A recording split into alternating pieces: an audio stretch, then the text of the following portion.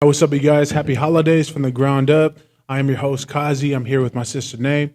Today we want to just kickstart with, just small talking on what we do for the holidays.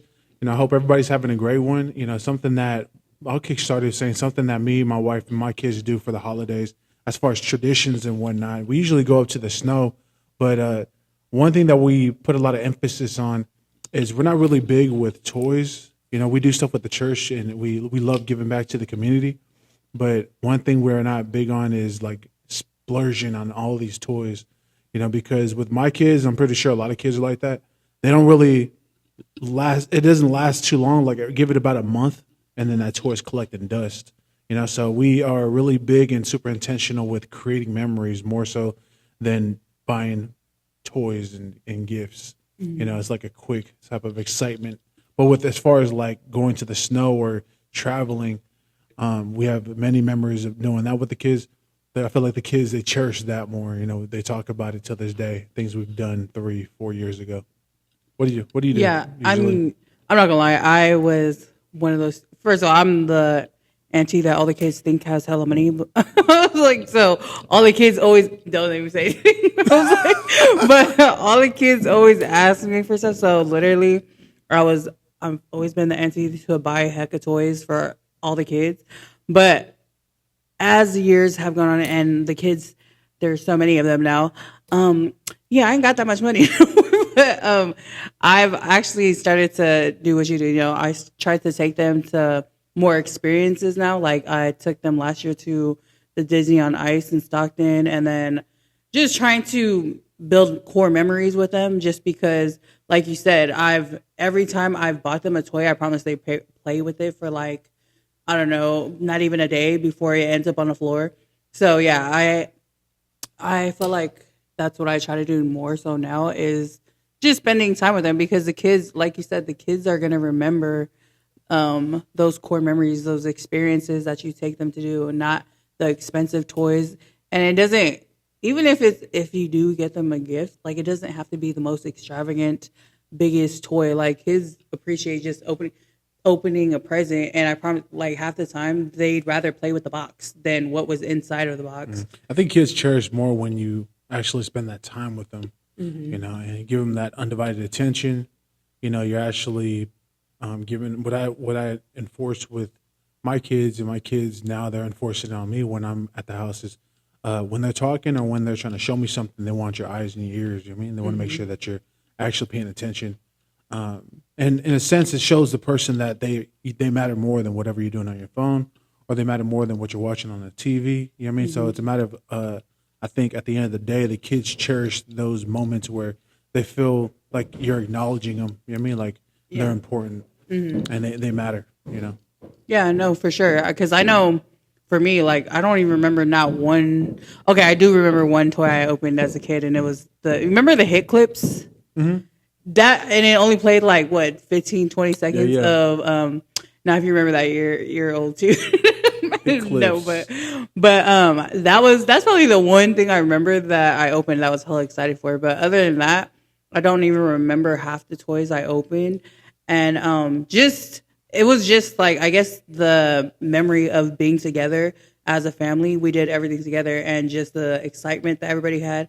I more so remember the days leading up to Christmas when, first of all of us, whenever there would be gifts under the tree, like I remember all of us would try to sneak, like pick up the box, shake it, try and figure out what it was. Like I feel like those are the memories I remember more so, just because it was fun, And then at one point, my mom came up with the whole coding system. One year it was shapes, the next year was numbers, and then like my mom tried to come up with like secret codes, but it was not hard to crack her code. The 6 was the youngest, and the 1 was the oldest. So it was like, quality, you got to be more creative than that. Come on, now. But yeah, those are the things that I hold on to, and I remember. And it's not so much about what the gift is; it's more so about who you spend the holidays with and what you're doing. I feel Time like spent. I feel like I feel like the kids, they show you. I think it's a matter of speaking their love language too. Because my kids, they're very expressive. And for example, Aaliyah, she writes me letters a lot. You know what I mean? Like love letters. So I think it's the thought behind the gift that matters to me. She knows that I love that because I have like a box full of sentimental stuff. I think I told you about Yeah, that from your when box me of and letters. Dominique were 16. So like I've saved all of those. So I think once she's seen that and she knows that I like that, so she's speaking my language by she expressing her love for her pops. Yeah. You know, and now I know that she does it a lot. Therefore, I'm gonna do it with her. So I write her love letters like, Dad loves you so much. You're beautiful, this and that. And she pins those simple letters on her wall. You know what I mean? So I think it's a matter of like putting the thought behind the gift. Not all the time is it how much you spend on the gift. I think it's how much thought you put into the gift that really matters. And I think kids, I wouldn't say all of them, but I would say that kids cherish the sentimental part of the gift that you're giving. Yeah. But also too, I think it's important that you take your kids to go and help out the community. You know what I mean? Whether it be with the church or like just a nonprofit organization to go give gifts to those that are less fortunate. I think it's important to teach your kids that it's not always about receiving gifts, but it's giving gifts is a virtue also. And I think they need to see both sides of that because I feel like the generation that we're in right now, I see entitlement it's running rampant. It's very common, and I see it. It's unfortunate, but I think us as parents, our millennials need to do that part of teaching their kids about how to be grateful and also how to be a giver, not always on the receiving end. Because I feel like if you're always on the receiving end, that's where it becomes an unhealthy type of thing. I mean, it has to be a give and take. I agree with that because, with the with my nieces and nephew, like I'm not gonna say exactly who, but with the younger kids, when I always buy them stuff, right? They don't exactly understand the value of things. So to them, like they're just so used to getting things freely and not having to like do a fail or like do any chore or anything to earn that. And that's when I started to like change how I even like operate with them. Like, I don't just give them things. If before I even take them to go buy stuff, like now I have them, let's believe you're going to clean my car. You're going to do something to earn it. Because it's like, I feel like you have to teach the kids that because if, like you said, if they don't understand the value of things, that's when they become spoiled. They don't understand like other kids don't have this privilege that you have to, The value behind the value dollar, behind. the value behind hard work, and all those things just by default, it diminishes or they just become delusional to where I think everything is just like you get handouts left and right. But yeah, I think I see that, and then also like what I think about too around this time is that I tend to, what's called when I talk amongst my clients, like something that I cherish is us coming from humble beginnings. I think coming from not having much has caused me to be grateful for every little thing that I have now. Thinking back on when we were growing up, I remember there was a time where mom and pops gave us like a cup full of change. I don't know if you remember that over there in Oregon. I think I do remember that. Yeah. I think it was like we had a 5-gallon full of coins. I don't know if it was full or not, but all of us had a cup full of change. Yeah. And we went to the dollar store or something like that. And I remember giving the change to pay for our toys to the register, and they like hella annoyed because they had to count all the coins. And dad was hella pissed, so he like give them that number. Dang, you just unlocked the memory for me. I hella forgot about that. But yeah, I mean, it's things like that, We see what we were grateful for. We were like hella excited. I mean, all of us had just a cup of change. It's just the experience of things, to us, like it was just fun to pay for things out of my own pocket because as a child, you think that a whole cup, it's heavy. It feels like a lot of money. You feel like, I guess just excited to be able to just pay for stuff because kids like stuff like that, like going to the register and being able to purchase their own little toys or whatever. So yeah, I hella forgot about that. And that was in Oregon. That's crazy. But yeah, I feel like it's important in this season just to remember, remember where you started from and where you're at now. Just having being grateful. I feel like will take you far because it's easy to see like all the things online of. I feel like the culture nowadays, they overconsume a lot of stuff. They buy things that they don't need, and sometimes if you start to compare your life compared to somebody online, you can start to feel like, I don't know, you're missing out on stuff. I read this verse. I don't know if you ever read this verse in Philippians. So everyone knows Philippians 4:13. I can do all things through Christ. But the verse before that, Philippians 4:11 and 12, saying that I will be content, whether hungry or fed. I will be content with everything that I have because I can do all things through Christ who strengthens me. I literally just read that yesterday, and it was just a reminder in this season just to be content with what you have. You know, a lot of times people will say like, man, I wish I had this. I wish I had more of this. But just having what you have, like, that's somebody else's prayer. You know, like the house that you live in, the car that you're driving, and don't always feel like you're behind or you should. I think what can bring somebody or cause somebody to think like that is when they covet over other people's possessions or things that other people have. I mean, when you're comparing yourself to what they have, what you have to compare to what somebody else has, and you're like, man, I wish I had that. I mean, the Bible literally says one of the commandments: do not covet over. I mean, let's pull it up real quick because I don't want to butcher it. But you shall not covet your neighbor's house. You shall not covet your neighbor's wife or his male servant. Exodus 20 verse 17, and his female servants. So pretty much saying, don't covet over your neighbor's possessions. You know what I mean? That's one of the commandments. So I think, again, that's what drives somebody to become ungrateful and not be content with what they have.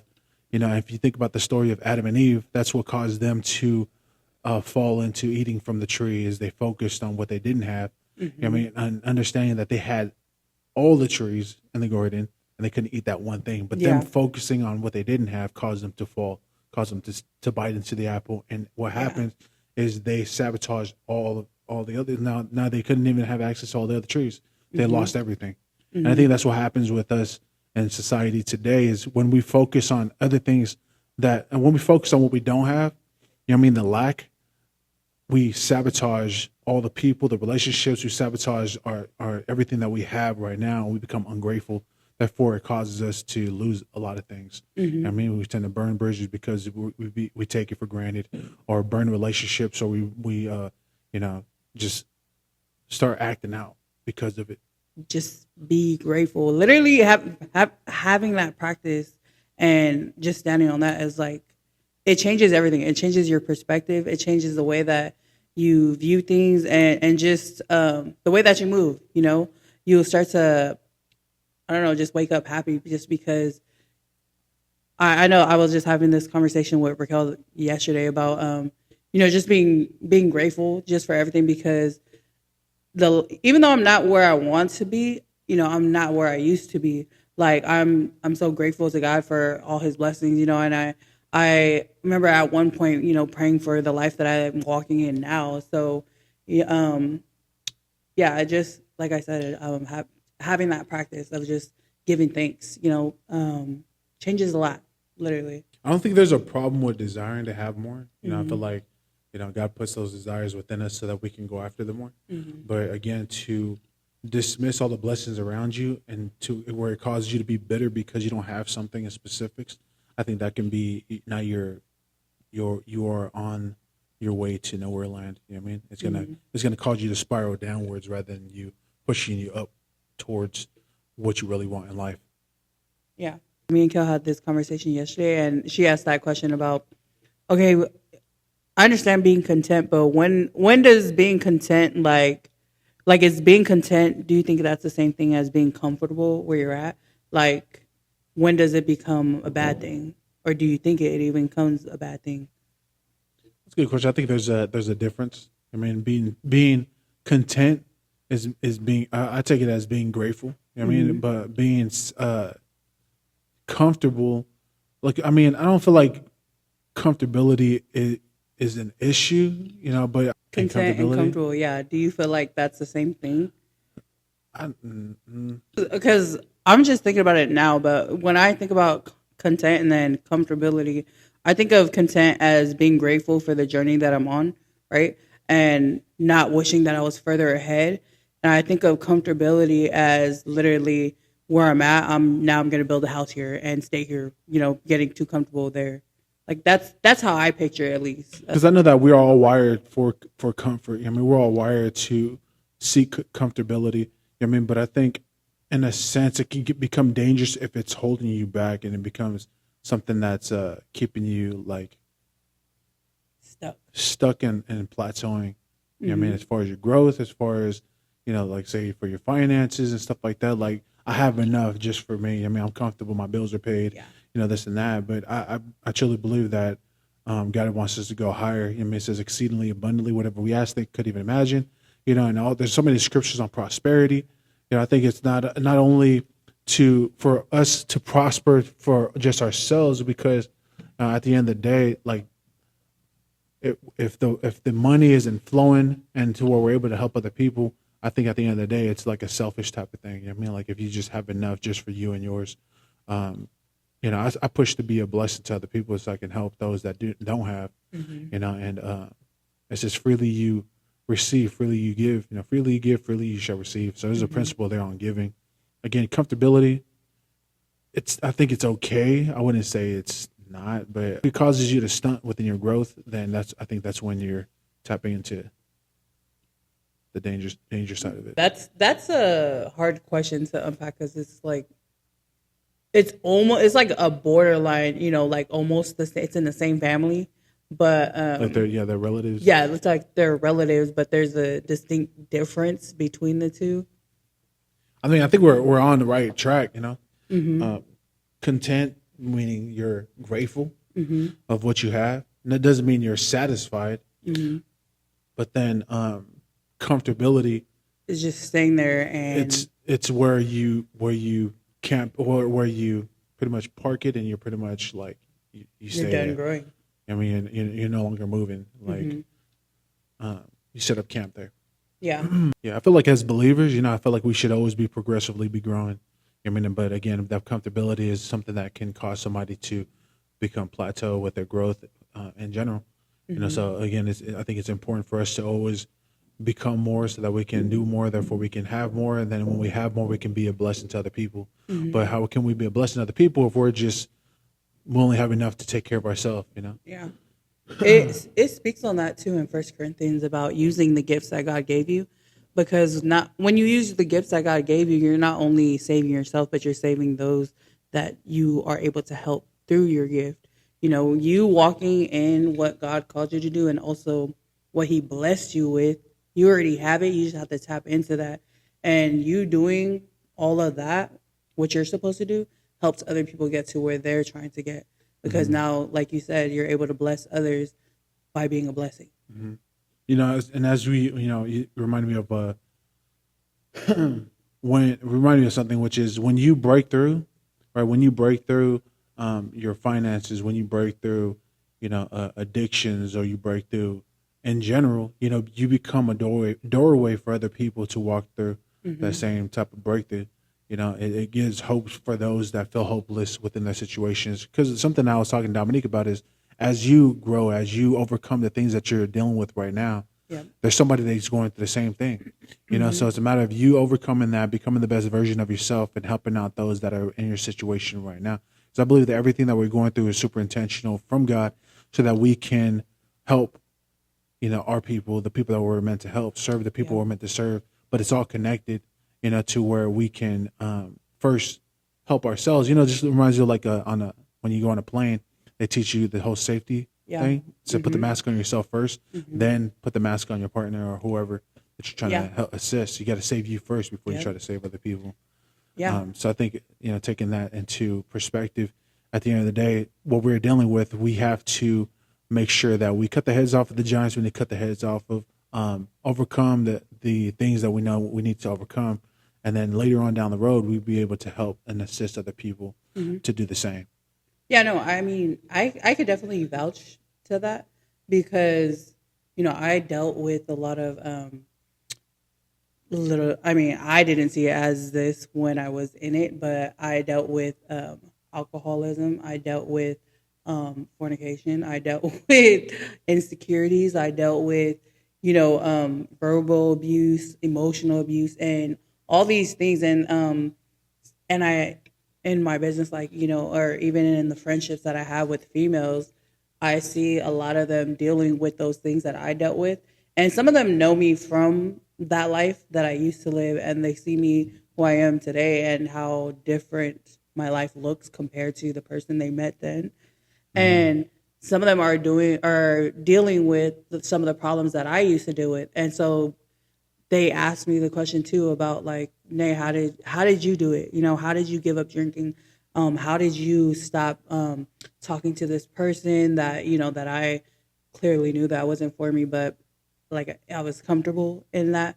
But now I'm able to speak to it because I went through it. I went through it and I was stuck in that cycle for years before I finally like broke out of it. And yeah, like you said, everything that you go through, whether good or bad, it's gonna help somebody later on in life. You know, your breakthrough is gonna be somebody else's guide to get to where you're at today.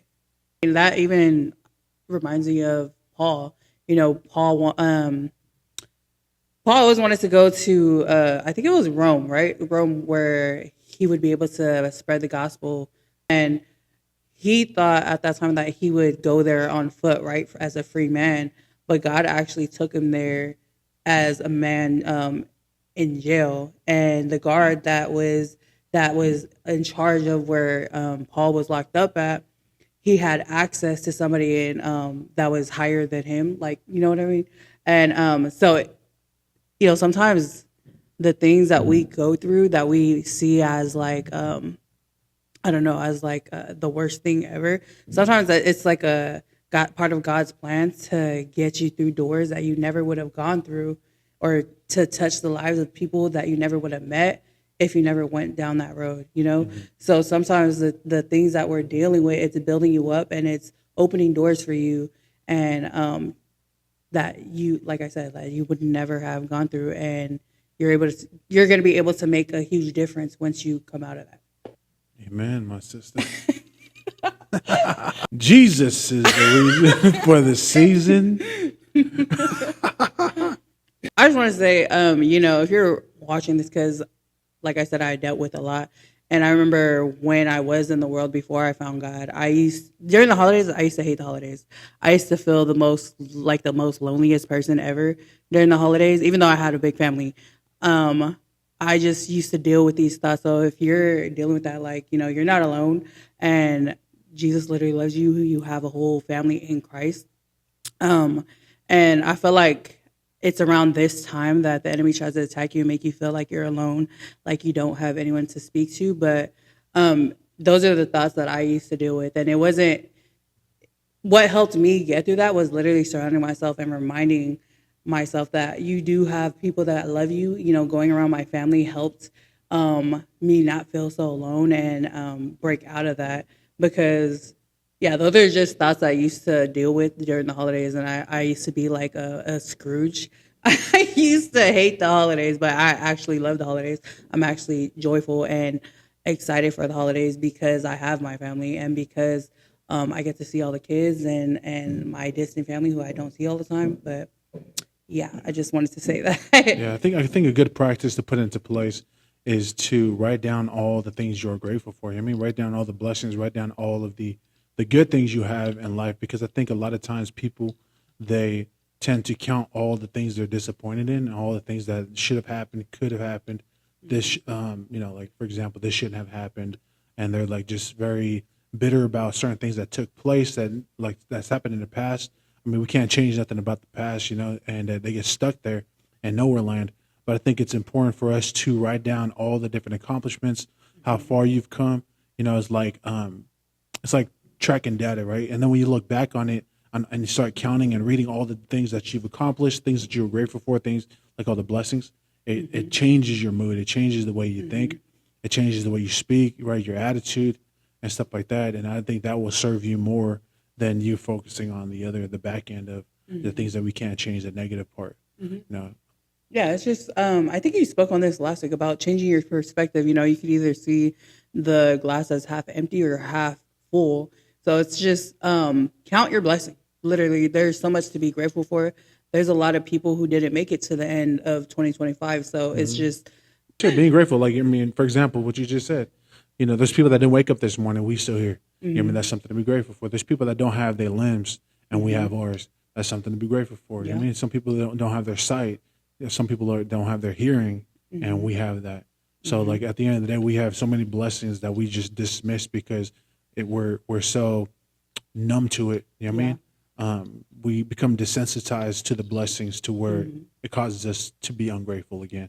You know, so again, I think it's important to be aware of all the blessings because what I said earlier, you can sabotage all the blessings that you have around you, and then when you lose it, then it's gonna be too late. You're like, damn, the things I took for granted. Yeah. Now I see it. Just appreciate, even if you're still on a journey, like even if you're on a weight loss journey, appreciate the progress that you did make. Even if you didn't hit your exact goal that you wanted to do for the year, be happy that you're still able to, that you're still able to wake up and go to a gym and be able to move your own body with no help at all, no assistance. Yeah. And I'm thinking of like, be present, be within the moment. That's what I'm catching from what you're saying. I think it's dangerous to live in your past, right? To keep on. I mean, the board talks about anybody that puts his hands to the plow and continually looks back, it is not fit for the kingdom. And it says, forget the former things, right? Literally forget it, because there's nothing we can do about the past, right? But we can plan for the future. So I think it's important because, like myself, I am a visionary. I'm always thinking ahead. I'm always thinking about what's to come. So I think it's okay to keep your heads in the cloud, but make sure you keep your feet on the ground. I mean, be present, be within the moment. That was good. Did you make that up? You did? No, I don't think I did. I don't know who coined that. I think I read it in a book somewhere. But yeah, if you guys know who said that, go ahead and drop it. But yeah, it's okay to keep your head in the clouds because you're a visionary, always thinking ahead, thinking about the future. But make sure you're also keeping your feet on the ground to where you're still here within the moment with your people. Yeah, and it's funny because this morning I was doing my Bible study and I'm still in the book of Leviticus.